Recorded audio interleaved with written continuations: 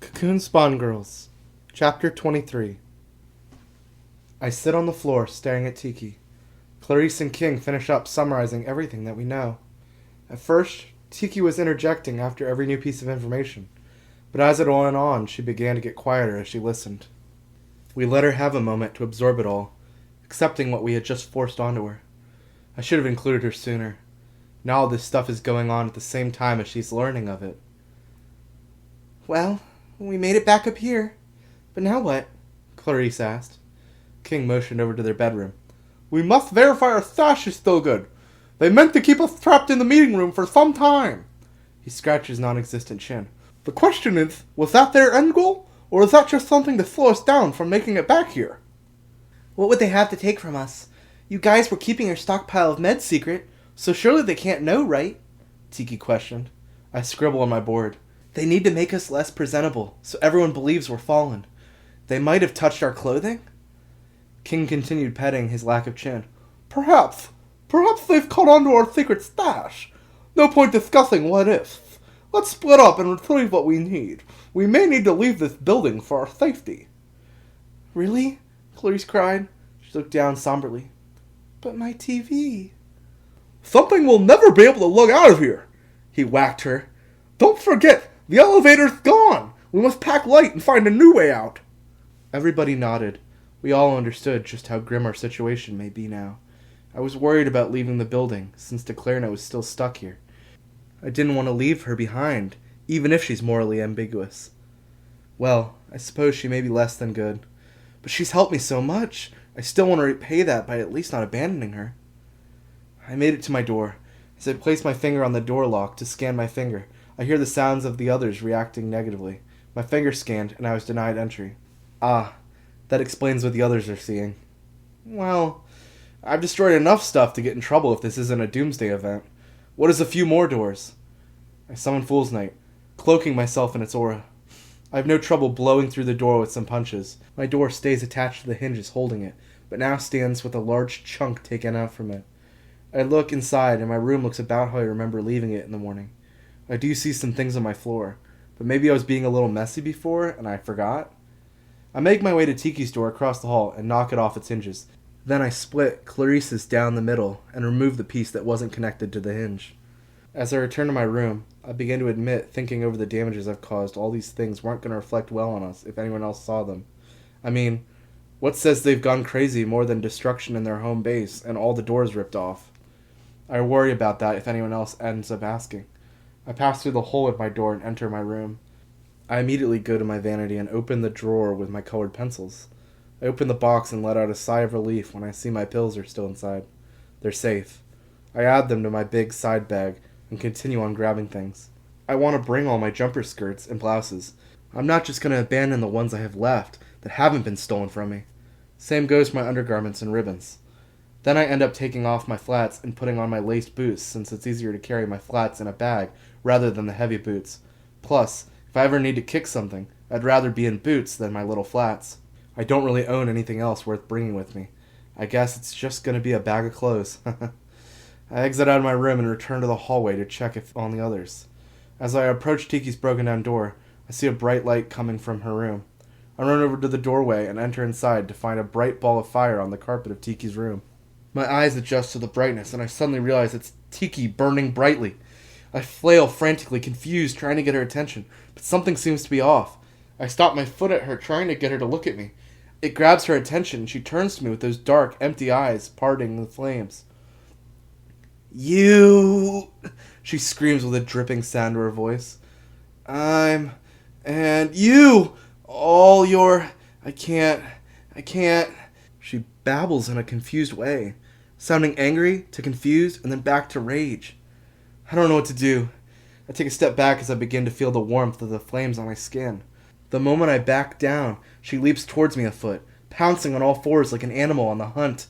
I take off running. Tiki on all three of her flaming limbs is stumbling behind me, chasing me. I need Clarice to help me. I need her to be ready, or I'm just leading Tiki to her next victim. Think. I summon Fool's Night and take a large step forward, slamming my foot down as I land. It makes a loud sound as I damage whatever is under the carpet. I do this again with the next step, trying my best to not let my deeper impact slow me down any. It has the desired effect. Clarice steps out from her room to see what's going on, and I'm halfway across the floor. Seeing Tiki in that state, she immediately jumps into action, pulling some marbles from her bag. She chucks them right at Tiki's limbs. The marbles lock in place as they reach her, sucking Tiki's limbs to them all at once, locking her to the floor. "What's wrong with her, Sophia?" she shouts nervously, freaked out as well. King whacks her on the head. "He's clearly undergoing the effects of withdrawal, idiots!" We both look at him as he shakes his head at us. "Have you both forgotten you still haven't given Tiki any good meds? She's been without the real deal for more than 2 whole days. She's going to be educated easily now." "Then all we gotta do is land some meds in her mouth and we're good." Clarice grinned, calming down now that the situation seemed better. I nod and pull out one of my pills from my pencil case. I grip it and march towards Tiki where she's lashing around trying to escape the gravity of those marbles holding her limbs. "Oh, Sophia, wait!" Clarice stops me. She places a marble in my other hand. "Look, she's running pretty hot, so use this to suck away the flames as you approach her mouth. I don't want you getting burned." I nod and I grip the marble as well. Summoning Fool's Night once again, I strengthen my body to prepare for the pain I won't be feeling. "I'm going to save you, Tiki." I stand in front of her, positioning the marble and drop it right in front of Tiki's head. When it locks in place and begins sucking flames in, I'm careful not to get pulled into the gravity of the quickly forming small fireball. I can see her mouth around burned up bandages. We'll have to rebandage her once this is all over. She'll probably be pretty hurt from all these flames. I'll really get to take care of her this time. Her mouth opens as she shouts at me in a disillusioned, "I'm good, Mac! Girl, it's you!" The pill lands in her mouth, flying to the back of her throat, making her cough as she swallows it unwillingly. I jump back as Clarice's marble drops to the ground, releasing the flames it had. We all watch as we wait for the effects of the meds to take effect and return Tiki back to her right mind. How long does it take? She just needs the calming agent that helps us relax and clear our heads. Every second feels like agony as I watch her flames continue to dance around and burning brightly. Her flesh beneath it must be burning and turning to a crisp if it doesn't end soon. I turn to Clarice and write a message on my board. "Let's get some water and start dousing her." She starts to give me a nod, but stops as she grits her teeth. "Sorry, she's really fighting against the pull. I need to keep reapplying it. I'll hold her. You douse her." I understand and run to the bathroom, looking for anything I can put water in. I don't see any buckets. Where were those clothing bins? I grab a handheld shower head and begin pulling it out of the stall and as close to the doorway as I can get. Then turn it on the jet trying to hit her. But no water comes out. They killed the building's water? Why not the electricity? Because it'd be too obvious? I need water now! Now! I ran deeper into the bathroom. Please, let there just be something with some collected water. Anything! As I search frantically, all I can think about is how Tiki told us all she'd been feeling warm, and we all just ignored her. I thought she might have been sick.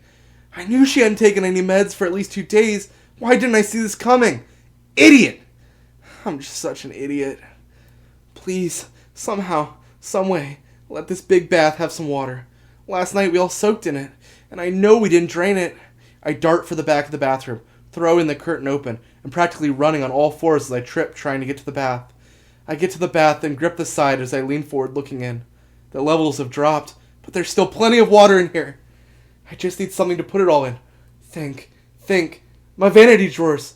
Could I break those loose? No, it would take too long. My boots? Too small. Can I drag her in here and just dunk her? It might not be easy with those blistering flames. Then it hits me. I run back to the curtain and begin scooping up old towels that had been thrown aside when the basket was taken. I grab as many as I can, picking them up and carrying them over to the tub, then dump them all inside. I begin pounding on them, making them absorb as much water as I can. Once they're soaking wet, I pick them up again. They're so heavy, I need Fool's Night just to support it all. I run as fast as I can back to Tiki with my hands full of dripping towels. I exit into the hallway where I find Tiki screaming and roaring. Clarice is lying on her side as she has her hand reached out towards Tiki, while King grips her face, seemingly giving her a pep talk to keep her going. I drop my towels and begin unballing them, and then tossing them over Tiki. A loud sizzling sound occurs with each towel as I toss them on top of her. It seems to be working at first, but then the flames begin to rise between them. The room was filling with steam as I threw more towels. Quickly I was running out of wet towels, and Tiki was gaining dried out towels, ready to be lit aflame around her. I could barely see her through the steam, and I could hear Clarice begging me to retreat back for the moment, calling out that she couldn't hold on any longer. Then, through the steam and towels, I watched that glowing silhouette leap from where it had been trapped, and with a running start, smash through a window at the end of the hall, disappearing.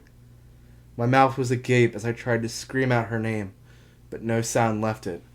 I fall to my knees, and I sit there as the steam is slowly sucked out by a weak marble's gravity. After a moment of grief, Clarice grabs my shoulder and pulls at me to get up. It snaps me back, and I look at her, hoping she'll tell me everything's going to be okay. Sophia, I need you to take a look at something to confirm something for me. She leads me into her room. On her side table are 3 pills. She motions me to sit down beside her. Sophia, I need you to tell me which of these is the placebo pill, and which are the ones from my secret DVD stash. I raise an eyebrow and a questioning glance. Is this really the time? Tiki needs our help. But Clarice must have a point to all this. I open my bag and retrieve a pill from my pencil box to use as a comparison.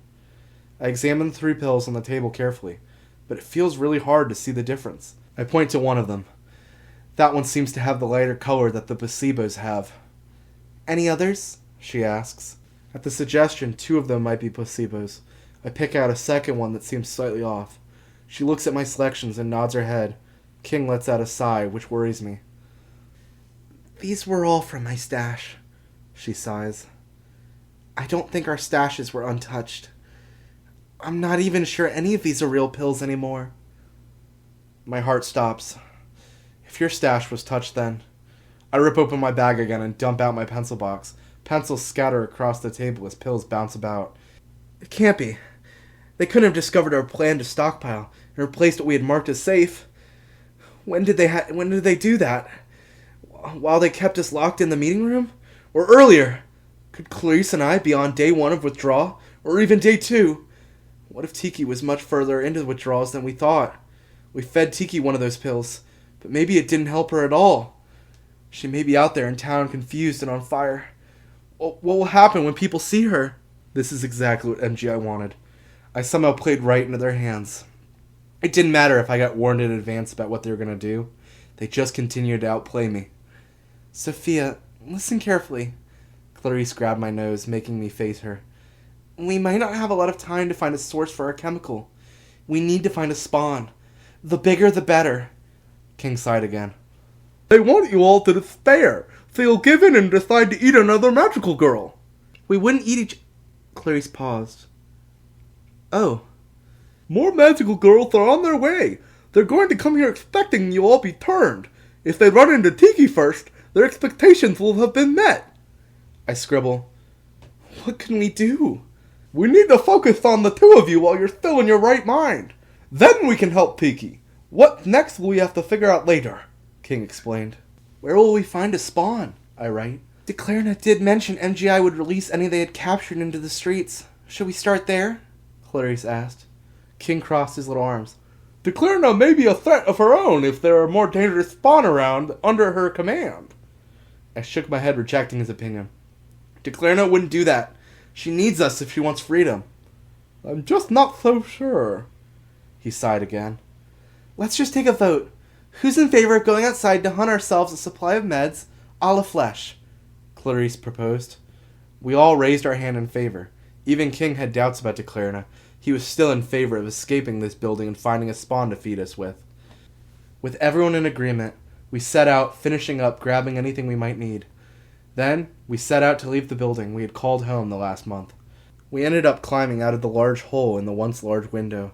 Using Clarice's gravity manipulation, we were able to slowly catch ourselves as we dropped down from the 2nd story. On the ground, we set out down the road in our search for any spawn. I hope wherever Tiki is, she is safe. End of chapter 23.